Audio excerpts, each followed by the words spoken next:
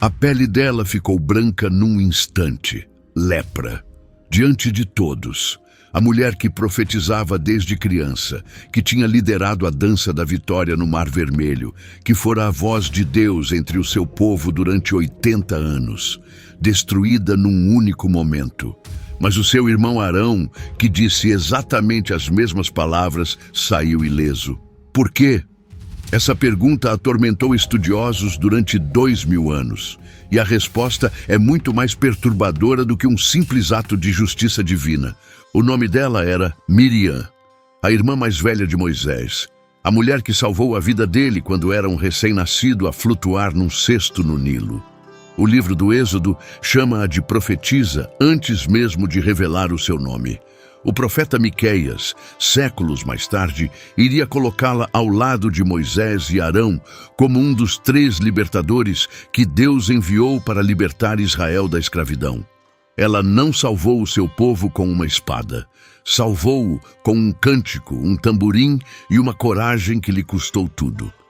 Mas no momento em que ousou questionar a autoridade do irmão, o seu corpo tornou-se o sinal do castigo. E o que se seguiu foi pior do que a própria lepra.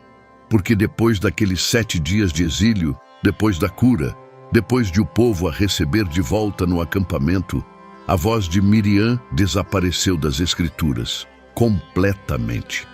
Durante todo o resto do livro de Números, até ao dia em que morreu no deserto de Zim, a profetisa de Israel foi condenada ao silêncio. O que estás prestes a descobrir não é apenas a história de uma mulher.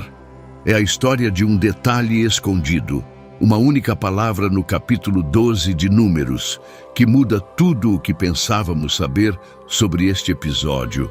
Para o entender, precisamos de recuar muito no tempo, até uma época em que Israel ainda não era uma nação, mas uma família de escravos, até uma criança sozinha na margem do Nilo, escondida entre os juncos, até uma decisão que iria mudar o curso da história da humanidade.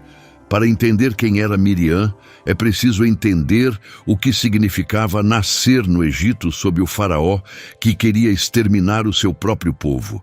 A família dela pertencia à tribo de Levi, uma das 12 tribos descendentes de Jacó. O pai chamava-se Anrão, a mãe Joquebede. Eram descendentes diretos de Levi, o 3º filho de Jacó, e isso significava uma coisa. Eram sacerdotes por nascimento, guardiões das tradições religiosas de uma nação que existia apenas na memória. Porque Israel, naquele momento, não era uma nação. Era uma vasta população de escravos, centenas de milhares deles a construir cidades de tijolos para um rei que os desprezava. Miriam foi a primogênita. Arão chegaria anos mais tarde. Moisés, o último, nasceria num momento de terror absoluto. Mas quando Miriam abriu os olhos pela primeira vez, o Egito ainda era um lugar suportável para os hebreus. Eram pobres, oprimidos, trabalhavam do amanhecer ao pôr do sol sob os chicotes dos capatazes, mas estavam vivos, as suas famílias cresciam. As crianças riam nas ruas dos bairros hebreus de Gósen. Depois algo mudou.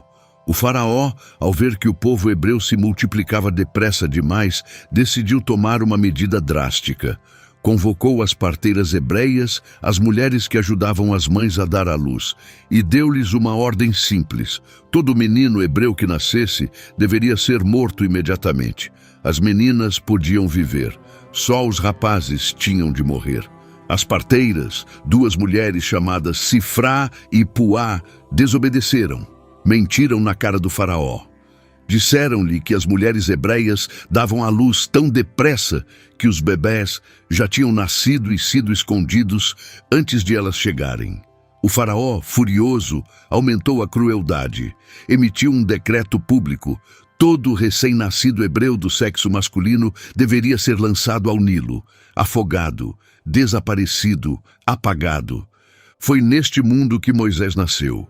E foi neste mundo que Miriam, talvez com 6 anos, talvez 7, viu a sua mãe fazer a coisa mais desesperada que uma mulher pode fazer. Joquebede pegou no recém-nascido, escondeu-o durante 3 meses e, quando já não conseguia escondê-lo, construiu uma pequena arca de juncos de papiro, impermeabilizou-a com betume e piche, colocou o bebê lá dentro e pousou-a entre os juncos na margem do rio Nilo. Agora presta atenção ao que acontece a seguir, porque este é o primeiro ato de Miriam que a Bíblia registra e revela tudo sobre quem ela era. A mãe colocou o cesto na água e afastou-se. Não tinha escolha. Uma mulher hebreia a vigiar um ponto específico do Nilo teria chamado a atenção. Os guardas egípcios teriam reparado. Teriam-na prendido, encontrado o bebê e matado-o diante dos seus olhos. Então quem ficou a vigiar? Uma criança, Miriam, sozinha entre os juncos infestados de crocodilos do Nilo, num país onde ter um recém-nascido hebreu era uma sentença de morte. Ficou ali escondida durante horas, talvez um dia inteiro, sem se mexer, sem chorar, sem ser vista. E então o impossível aconteceu. A filha do próprio faraó, rodeada pelas suas servas, desceu ao rio para se banhar. Avistou o cesto a flutuar entre os altos juncos de papiro. Mandou uma serva buscá-lo. Abriu a tampa e deparou-se com o rosto de um recém-nascido hebreu, a chorar. Qualquer outra princesa egípcia teria chamado os guardas. Teria atirado o bebê ao Nilo, como o pai tinha ordenado. Mas aquela mulher sentiu compaixão. E naquele preciso instante, enquanto a princesa segurava um bebê destinado à morte, uma criança hebreia saiu de entre os juncos. Miriam aproximou-se da princesa do Egito e, com uma audácia que desafia toda a lógica para uma criança da sua idade, falou: "Queres que eu vá chamar uma ama hebreia para amamentar este bebê por ti?" A princesa, surpreendida, aceitou, e a criança correu a chamar Joquebede, a sua própria mãe, que agora seria paga pelo palácio real do Egito para amamentar o seu próprio filho. O bebê que o faraó queria morto estava agora a crescer sob a proteção da própria filha do faraó. Tudo por causa da inteligência de uma menina de 7 anos que entendeu num instante como transformar a tragédia em salvação. Esta é a primeira vez que encontramos Miriam nas Escrituras. Nem sequer é chamada pelo nome nesta passagem. É apenas a irmã.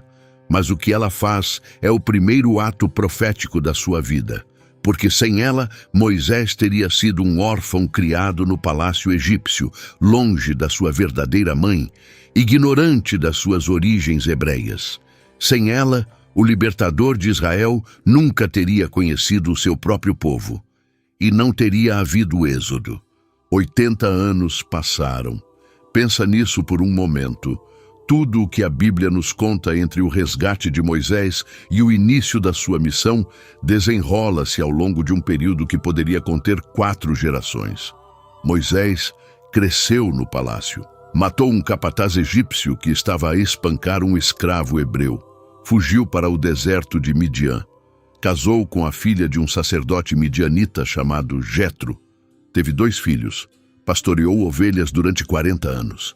E então, nas encostas rochosas do Monte Horebe, viu uma sarça que ardia sem se consumir e ouviu a voz de Deus a ordenar-lhe que regressasse ao Egito.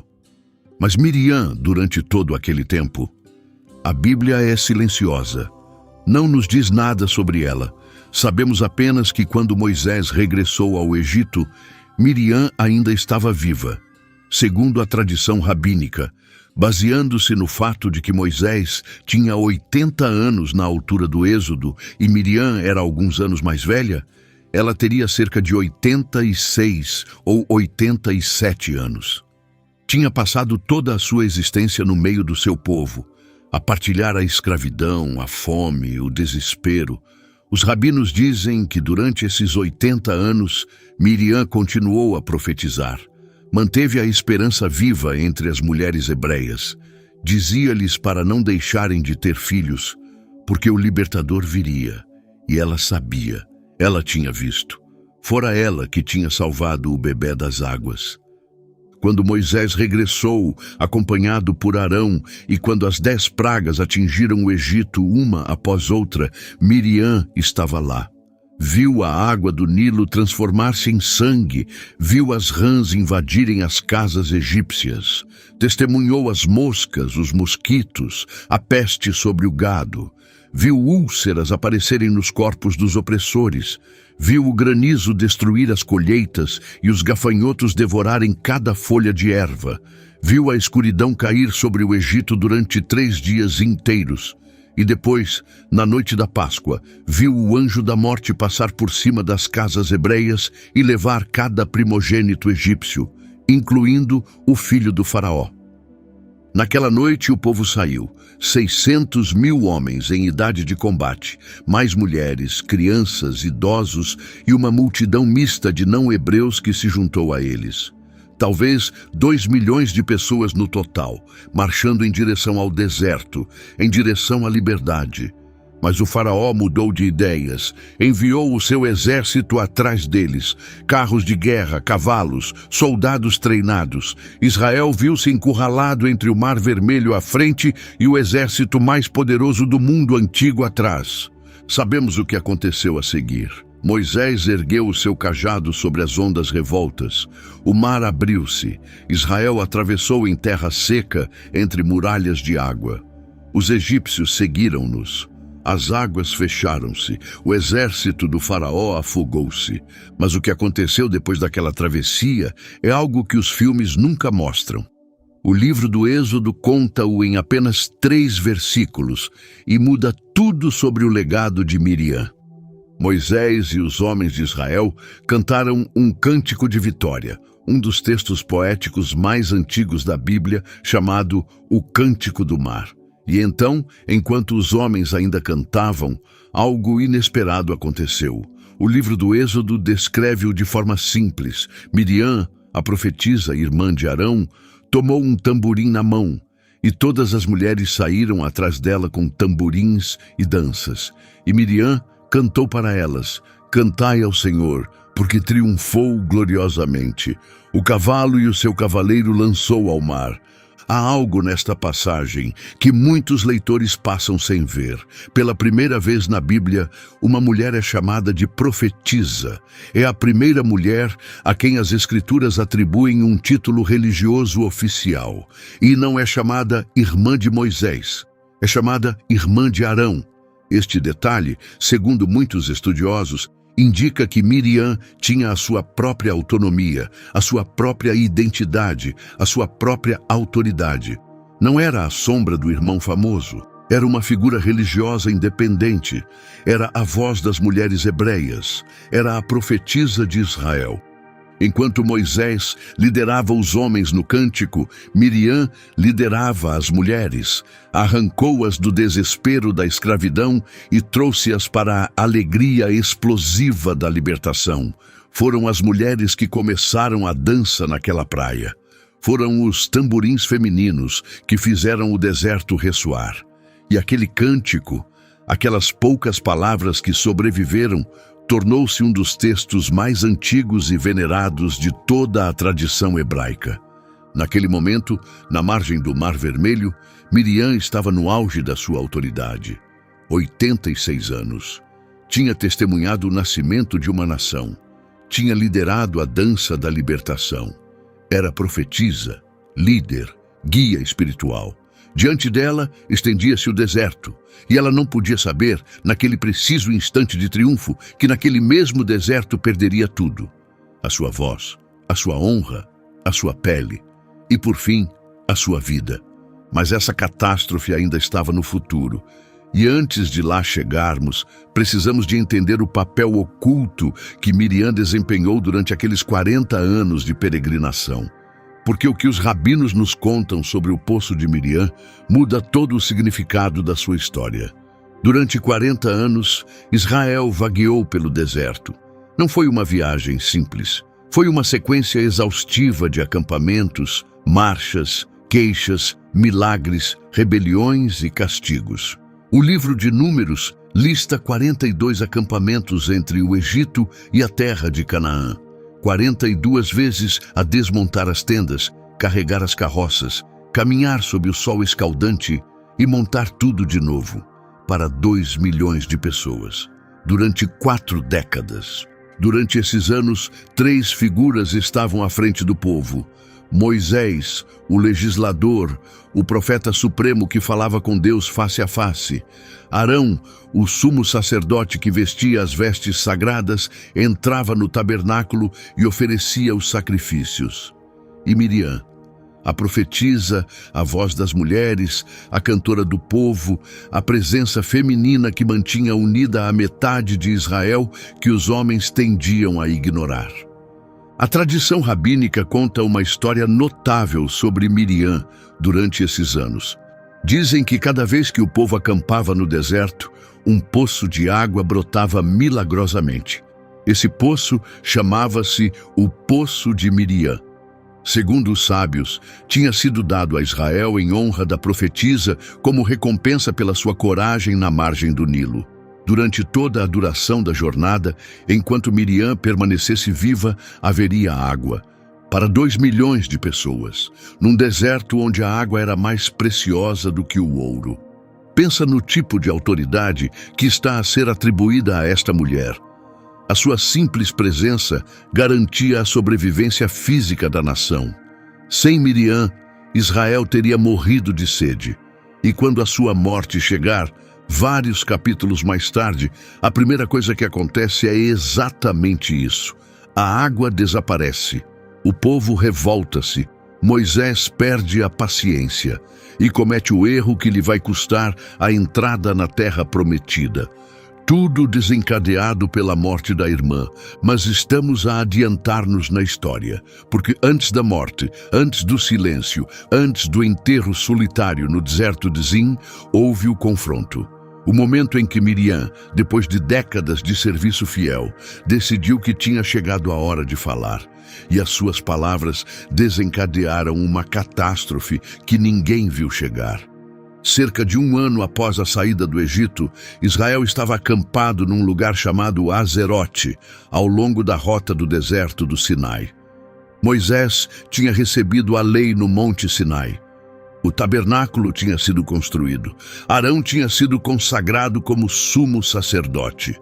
A nação era agora uma comunidade organizada com leis, sacerdotes, profetas e uma estrutura de governo. Tudo parecia correr bem. Então, no espaço de poucos versículos, o livro de Números introduz um episódio que muda tudo. Capítulo 12, versículo 1. Miriam e Arão falaram contra Moisés, por causa da mulher cuxita com quem ele se tinha casado. Uma mulher cuxita. O que significava isso? Moisés tinha se casado com Séfora, filha de Jetro, sacerdote de Midian, décadas antes. Teria ele tomado uma segunda esposa? Seria a própria Séfora cuxita. E o que significava sequer a palavra cuxita? Este é um dos mistérios mais debatidos de toda a Bíblia. A palavra hebraica é Cushit. Em hebraico, Cush era o nome dado à região que corresponde hoje à Etiópia, ao Sudão, a Núbia. Era a África subsaariana, habitada por pessoas de pele escura. Uma mulher cuxita era literalmente uma mulher negra africana. Alguns estudiosos acreditam que se tratava de Séfora e que Miriam usou o termo cuxita de forma depreciativa por causa da sua diferente origem étnica. Outros acreditam que Moisés casou com uma segunda mulher, uma princesa etíope, num momento que as escrituras nunca descrevem. O historiador judeu Joséfo, escrevendo no 1º século, contou uma história extraordinária sobre isto. Segundo ele, durante a juventude na corte do faraó, Moisés comandou um exército egípcio numa campanha contra o reino de Cush. Durante o cerco à capital, uma princesa cutita chamada Tarbis apaixonou-se por ele desde as muralhas da cidade. Ofereceu-se para render a cidade em troca de casamento. Moisés aceitou. A cidade foi poupada. A princesa tornou-se sua esposa. Esta tradição não está na Bíblia, mas era muito difundida na antiguidade e explicaria tudo. Por que é que o livro de Números menciona uma mulher cutita sem mais detalhes? Por que é que Miriam reagiu naquele momento preciso? E por que é que Deus considerou a crítica tão perigosa? Mas o versículo seguinte revela qual era o verdadeiro problema. Eles disseram: será que o Senhor falou apenas por meio de Moisés? Não falou também por nosso meio? Aí está.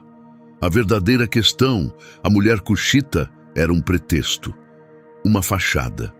O que ardia no coração de Miriam e Arão era algo completamente diferente. Tinham ciúmes. Achavam que tinham sido empurrados para segundo plano. Queriam reconhecimento.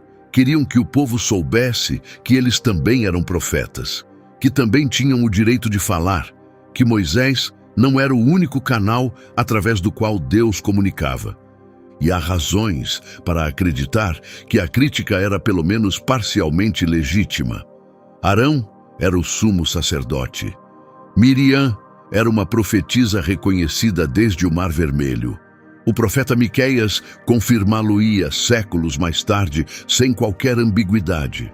Capítulo 6, versículo 4. Eu te fiz subir da terra do Egito e te resgatei da casa da servidão e enviei diante de ti Moisés, Arão e Miriam. 3 libertadores, 3 nomes, enviados por Deus, os 3. Mas algo tornou a crítica de Miriam diferente do exercício de autoridade legítima. Algo a transformou em algo perigoso aos olhos de Deus. E a resposta está escondida na gramática hebraica do próprio texto. Repara na ordem. Miriam e Arão falaram. Miriam primeiro, não Arão. Não os dois juntos com o mesmo peso. E em hebraico, o verbo falar neste versículo está conjugado no feminino singular, vatedaber. Ela falou. Juntamente com Arão, sim, mas ela falou primeiro. Ela iniciou o desafio. Este detalhe gramatical revela tudo. Miriam foi a mente. Miriam foi a voz. Arão seguiu-a, talvez persuadido, talvez arrastado, mas a iniciativa foi dela. E então o texto insere um parêntese surpreendente. Capítulo 12, versículo 3. Ora, Moisés era um homem muito manso, mais do que qualquer outro na face da terra. Por que esta frase? Por que aqui? Por que no meio do conflito? A resposta mais convincente é esta. Moisés, ao ouvir a crítica da irmã e do irmão, não se defendeu, não respondeu. Era demasiado humilde para ripostar. E porque se recusou a defender-se, Deus interveio diretamente. Porque quando alguém deixa o julgamento nas mãos de Deus, recebe uma defesa mais terrível do que qualquer palavra humana. E a intervenção de Deus veio de repente, sem aviso, sem misericórdia. O Senhor disse a Moisés, Arão e Miriam: saí, vós 3, para a tenda do encontro. Uma coluna de nuvem desceu à entrada. A voz de Deus saiu de dentro dela. E aquela voz não explicou, não discutiu, trovejou. Ouvi agora as minhas palavras. Se entre vós houver um profeta, eu, o Senhor, me farei conhecer a ele em visão, em sonhos falarei com ele. Mas não assim o meu servo Moisés. Ele é fiel em toda a minha casa. Boca a boca falo com ele, claramente e não por enigmas, e ele contempla a forma do Senhor. Porque não tivestes receio de falar contra o meu servo Moisés? As palavras são devastadoras. Deus está a dizer, sim, Miriam, tu és profetisa. Sim, Arão, tu és profeta. Mas a vossa profecia é feita de sonhos, visões, enigmas, imagens que precisais de interpretar. Moisés fala comigo diretamente, face a face, boca a boca, sem filtros. Ele vê-me, ele ouve-me, ele é diferente, ele é único. Ousastes dizer que sois como ele? A nuvem ergueu-se. Arão virou-se para a irmã, e o que viu foi a coisa mais horrível que a lei hebraica podia conceber. Miriam ficara leprosa, branca como a neve. A lepra na Bíblia não era simplesmente uma doença, era considerada uma morte em vida. O livro de Levítico estabelece que quem for atingido por ela deve rasgar as suas vestes, deixar o cabelo solto, cobrir os lábios e gritar a quem se aproximar: impuro, impuro! Um leproso tinha de viver fora do acampamento, sozinho, exilado, considerado já morto. Arão olhou para a irmã, a mulher que tinha sido sua companheira durante 80 anos de escravidão, a profetisa que tinha liderado o cântico no Mar Vermelho, e agora apodrecia diante dos seus olhos. Algo se partiu dentro dele. Voltou-se para Moisés, não para Deus. Para Moisés, o irmão que tinham acabado de desafiar publicamente, e proferiu uma das orações mais dilacerantes de todo o Antigo Testamento. Ó meu Senhor, não nos imputes o pecado que cometemos na nossa insensatez. Não a deixes ser como um nado morto, cuja carne já está meio consumida quando sai do ventre da mãe. E Moisés, diante desta cena, não se vingou, não se regozijou, não lhes lembrou o que tinham acabado de dizer contra ele. Abriu a boca e clamou a Deus numa oração que em hebraico tem apenas 5 palavras, e é uma das frases mais comoventes de todas as Escrituras. El-na, refá, nalá. Por favor, Deus, por favor, cura-a. 5 palavras de um irmão que tinha acabado de ser atacado publicamente, mas que não suportava ver a irmã ser destruída. Deus respondeu, mas não foi um perdão imediato, foi uma sentença medida, uma justiça com prazo. Se o pai dela lhe tivesse cuspido no rosto, não ficaria envergonhada durante 7 dias?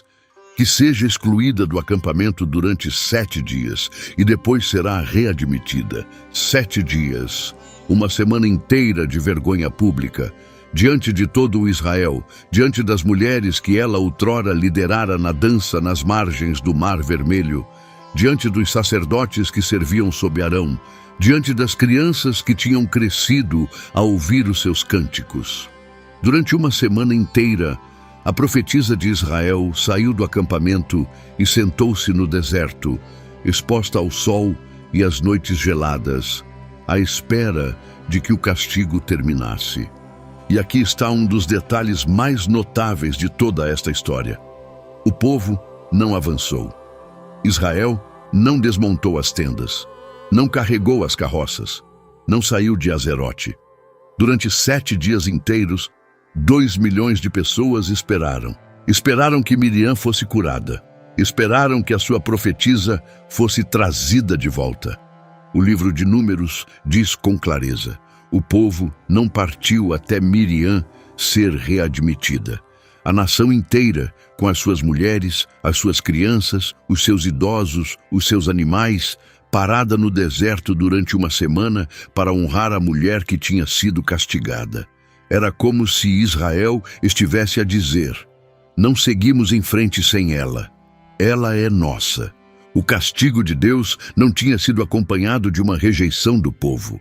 Pelo contrário, o povo permaneceu imóvel em solidariedade silenciosa com a profetisa caída. E passados aqueles 7 dias, ela regressou. Mas algo depois de Azerote tinha mudado para sempre. E o que vem a seguir é a parte de que quase ninguém fala. A parte que revela o que realmente aconteceu a Miriam nos anos que se seguiram. A parte que é, de muitas formas, mais dolorosa do que a própria lepra. O que aconteceu a Miriam depois dos 7 dias de exílio quase nunca é contado. Quem conhece esta história costuma parar aqui, na lepra, no castigo, na oração e na cura. Pensam que termina com a profetisa readmitida e tudo a voltar ao normal.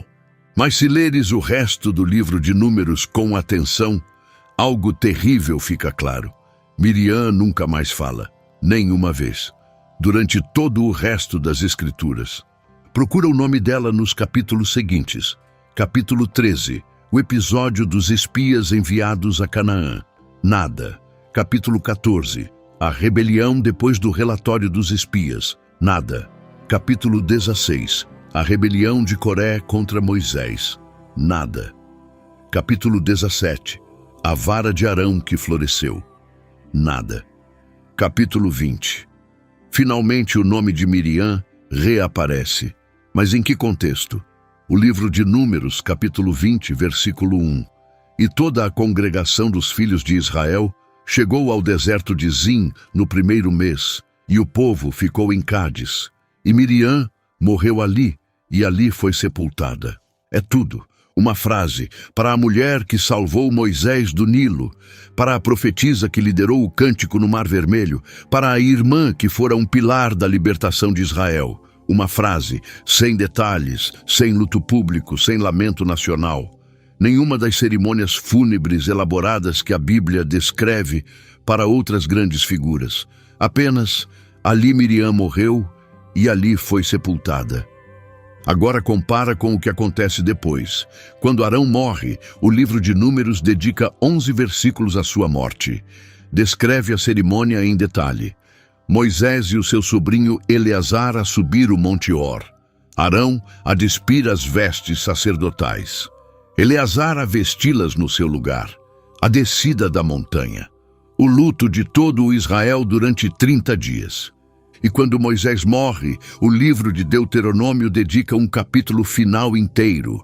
A subida ao Monte Nebo, a visão da terra prometida, a sua morte na montanha, o sepultamento secreto pelo próprio Deus, o luto de Israel durante 30 dias e a frase final.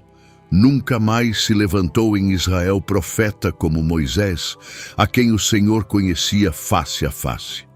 Para Miriam, uma linha. Depois silêncio. Mas o livro de Números, de uma forma quase cruel, continua imediatamente. Capítulo 20, versículo 2. E não havia água para a congregação. Durante 40 anos, segundo a tradição, houve água porque Miriam estava viva. O poço de Miriam. Para onde quer que ela fosse, a água brotava da terra. Um milagre silencioso, concedido em sua honra. E no momento em que morreu, a água desapareceu. A sua morte é seguida imediatamente pela sede, pelo desespero, por um povo a clamar porque não tem nada para beber. E é aqui que Moisés comete o erro mais devastador da sua vida. Deus diz-lhe para falar à rocha e a água fluirá. Moisés, em vez disso, exasperado, provavelmente destruído pela morte da irmã, pega no cajado e bate na rocha. 2 vezes, com fúria, e grita ao povo: ouvi, rebeldes, devemos nós tirar água desta rocha para vós? Nós, não Deus, nós. Moisés perdeu o controle, perdeu a paciência, perdeu a humildade que sempre o tinha definido. Talvez porque a irmã acabara de morrer, talvez porque o luto tivesse partido algo dentro dele. E Deus disse: porque não confiaste em mim para me santificar diante dos olhos de Israel, não levarás este povo à terra que lhes dei. Moisés nunca entraria na terra prometida, por causa de um ato de raiva. E esse ato aconteceu no momento exato em que a irmã tinha sido sepultada. Como se a morte dela tivesse desencadeado uma reação em cadeia que marcaria o fim dos 3 irmãos. Arão morre meses depois. Moisés morre no final de Deuteronômio. O trio fundador de Israel, Moisés, Arão e Miriam, todos desaparecem antes do final do livro de Números. Nenhum deles vê a terra prometida. Agora podemos finalmente regressar à questão fundamental que suspendemos no início. Por que foi Miriam castigada? Por que só ela? Por que é que Arão, que disse exatamente as mesmas palavras, ficou ileso? Os comentadores rabínicos ofereceram 4 explicações ao longo de 2000 anos de debate. E a quarta, a que a maioria dos estudiosos modernos prefere, é a mais incômoda de todas. A primeira explicação é gramatical. Como já vimos, o verbo no versículo 1 está conjugado no feminino singular. Vatedaber Miriam, ela falou. Embora Arão seja mencionado ao lado dela, o texto hebraico deixa claro que ela foi a iniciadora. Arão foi o cúmplice silencioso. O pensamento, a palavra, a ação foram dela. E na tradição judaica, quem inicia um pecado é considerado mais culpado do que quem segue. A segunda explicação é estrutural. Arão era o sumo sacerdote. Atingir o sumo sacerdote com lepra teria paralisado o culto de todo o tabernáculo. Um sacerdote impuro não pode servir. Os sacrifícios parariam. A estrutura religiosa de Israel desmoronaria.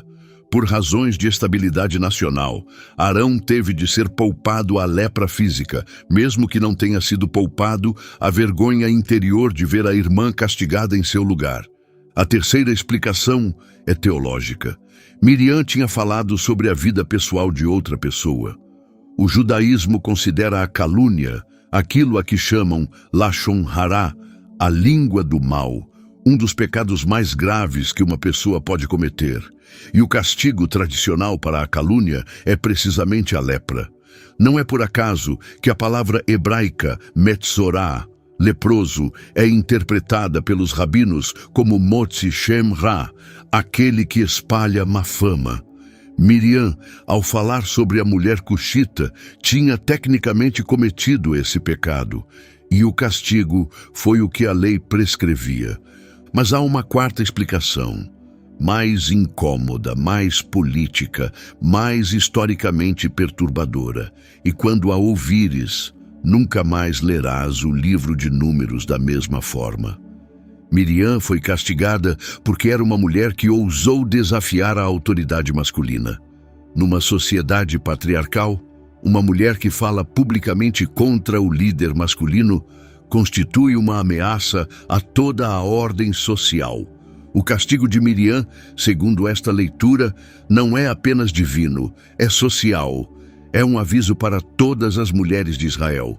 Por maior que seja o teu carisma, por mais forte que seja a tua autoridade espiritual, mesmo que tenha sido reconhecida como profetisa diretamente por Deus, se desafiares a autoridade masculina constituída, serás destruída.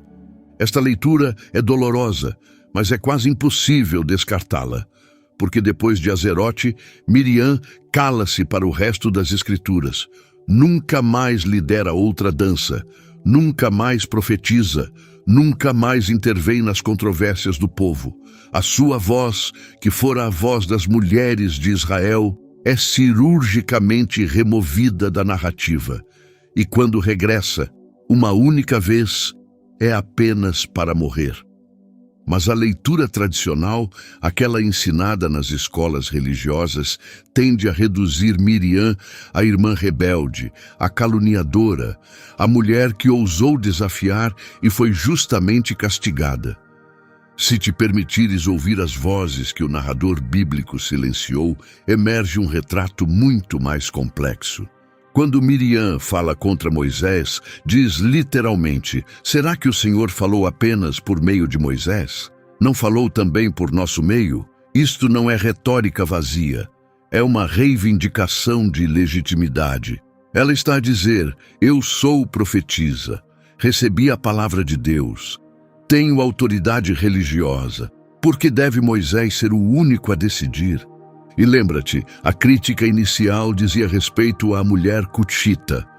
Uma leitura possível é que esta mulher estrangeira estava a ser maltratada pela comunidade e Miriam estava a defendê-la. Se for esse o caso, a intervenção dela não era fofoca, era um ato de solidariedade, uma profetisa a erguer a voz para defender uma mulher sem voz.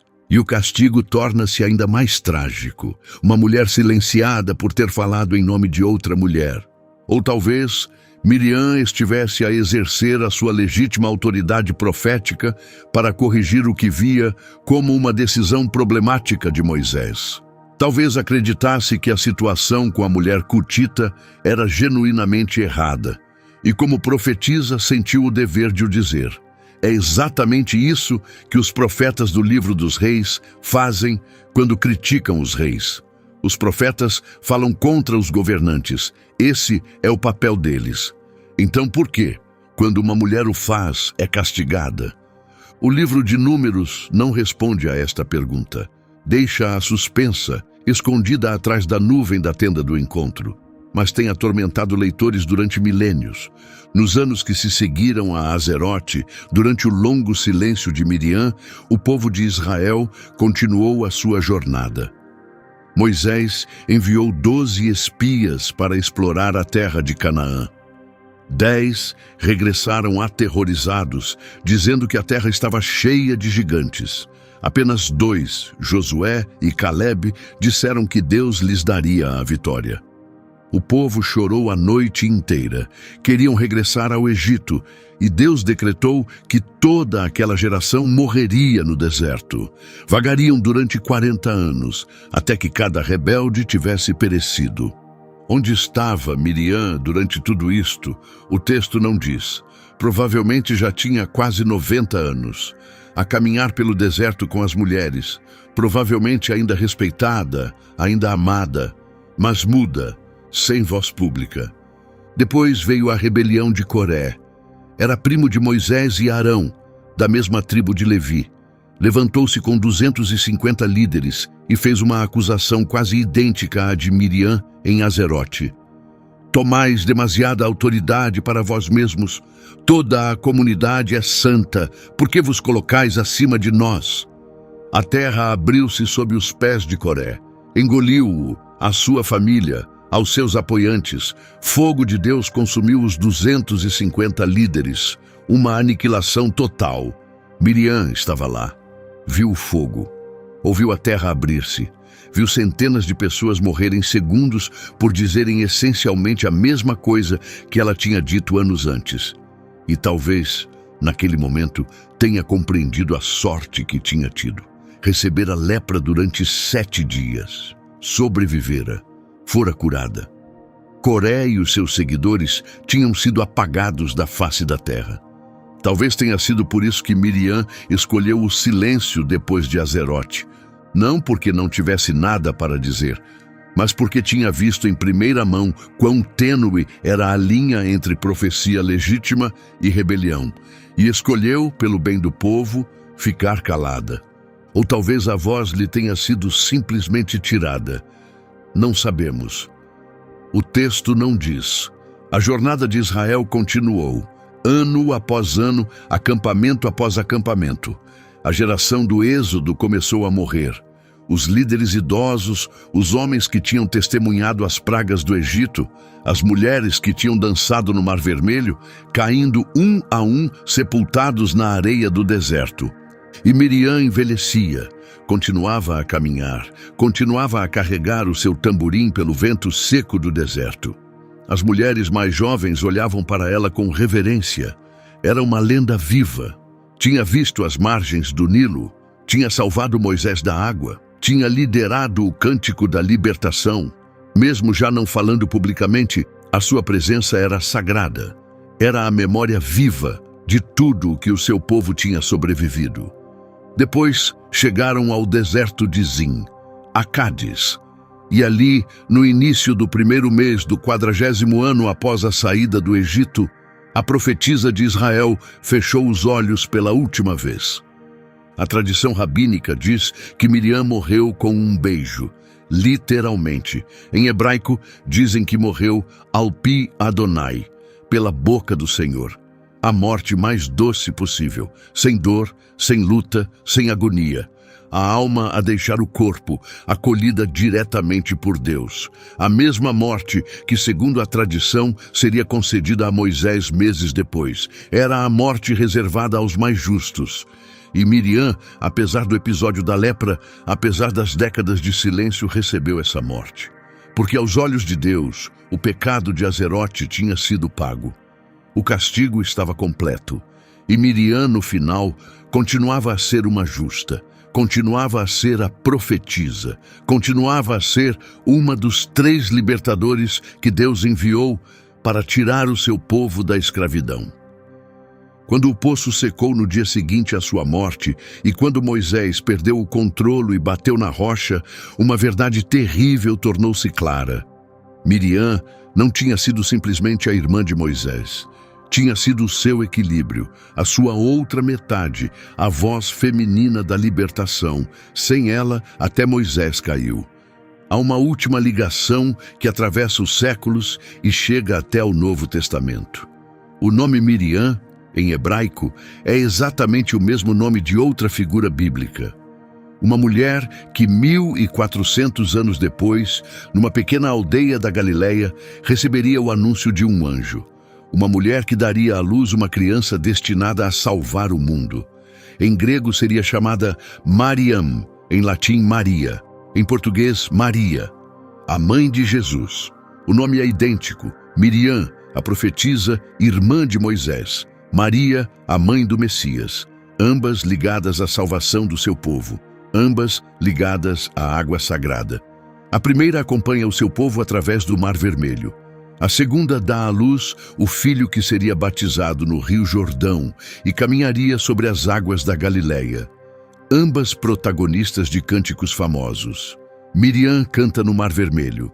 Maria canta o Magnificat. Ambas figuras femininas centrais na história da salvação. Ambas frequentemente silenciadas, marginalizadas, empurradas para as margens das histórias dos seus irmãos e filhos. Mas ambas absolutamente indispensáveis. Muitos estudiosos notaram este paralelo, sugeriram que Maria de Nazaré carrega conscientemente o nome de Miriam, a profetisa, que a sua escolha como mãe do Messias está profundamente enraizada na tradição hebraica das mulheres proféticas, que o Magnificat é um eco direto do Cântico do Mar, e que o sofrimento de Maria ao pé da cruz ecoa o exílio de Miriam fora do acampamento, à espera da cura e da readmissão. Esta ligação atravessa milênios e revela algo que a leitura superficial destes textos frequentemente esconde. As mulheres nas Escrituras formam uma cadeia de vozes passada de geração em geração. Uma cadeia que começa com Eva, continua com Sara, manifesta-se com Miriam, prossegue com Débora e Hulda, explode com Esther e culmina com Maria. Mulheres que cantam, mulheres que profetizam, mulheres que salvam, mulheres que são frequentemente castigadas, marginalizadas, reduzidas ao silêncio, mas cujas vozes, apesar de tudo, atravessam os séculos. Então, o que nos diz esta história sobre a forma como a Bíblia trata as mulheres que ousam erguer a voz? A resposta é genuinamente ambígua. Por um lado, a Bíblia lembra Miriam, nomeia-a, dá-lhe o título de profetisa, um reconhecimento oficial. Permite-lhe liderar um cântico sagrado que sobreviveu 3 milênios. Descreve-a como uma dos 3 libertadores enviados por Deus. O profeta Miqueias nomeia-a ao lado de Moisés e Arão. Por outro lado, a mesma Bíblia castiga-a com lepra diante de todos. Exila-a durante 7 dias. Retira-lhe a voz da narrativa. Dá-lhe uma linha na morte, enquanto Arão recebe 11 versículos e Moisés um capítulo inteiro. Transforma-a num aviso. Miriam é o protótipo de todas as mulheres bíblicas que erguem a voz. De Débora, que julga Israel, a Hulda, que profetiza no templo, a Esther, que salva o seu povo, a Maria, que dá à luz o Messias. Todas têm autoridade. Todas são reconhecidas, mas todas operam dentro de limites. E quando uma mulher ultrapassa esses limites, como Miriam fez em Azerote, as consequências são devastadoras. Mas há algo que se perde na controvérsia. Miriam foi salva, não destruída, não apagada, não eliminada. Castigada sim, silenciada sim, mas no final, curada, readmitida, chorada em silêncio pelo povo que a amava e recordada para sempre. E quando o poço secou no dia seguinte à sua morte, foi a prova definitiva. Durante 40 anos, Israel bebeu água por causa de uma mulher. Durante 40 anos, a sobrevivência física de toda a nação dependeu da sua presença. Só depois de ela morrer é que todos compreenderam quão fundamental ela tinha sido, quanto Israel lhe devia, todos os dias, pela sua própria sobrevivência. As mulheres na Bíblia são frequentemente silenciadas, frequentemente castigadas, frequentemente marginalizadas. Mas o seu trabalho oculto, a sua presença não reconhecida, a sua contribuição silenciosa, sustenta tudo. Sem Miriam a salvar Moisés do Nilo, não haveria êxodo. Sem Miriam a liderar o cântico no Mar Vermelho, não haveria celebração da libertação. Sem o poço de Miriam, não haveria sobrevivência no deserto. Esta é Miriam, A profetisa que desafiou Moisés e perdeu a pele, mas que no final ganhou a eternidade, porque cada vez que lemos o Êxodo, cada vez que ouvimos o Cântico do Mar, cada vez que lembramos a libertação de Israel do Egito, o nome dela regressa. O tamborim dela ainda ressoa através dos séculos. A sua voz, mesmo silenciada no texto, recusa-se a desaparecer. E o deserto de Zin, onde ela repousa sob a areia do deserto, não é apenas um túmulo, é um monumento. Um monumento a uma mulher que ousou falar quando se esperava que as mulheres ficassem em silêncio. Uma mulher que pagou o preço, mas que, no final, era justa. Se esta história mudou a forma como lês a Bíblia, se te perguntaste o que mais foi contado apenas pela metade, que outras vozes foram silenciadas, que outras histórias esperam para ser descobertas, fica conosco. Porque há outras Miriams nas Escrituras, outras mulheres cujo silêncio esconde algo imenso, outras vozes que merecem ser ouvidas. Subscreve para não perderes a próxima, e a próxima história que descobrires vai mudar para sempre a forma como lês estas páginas antigas.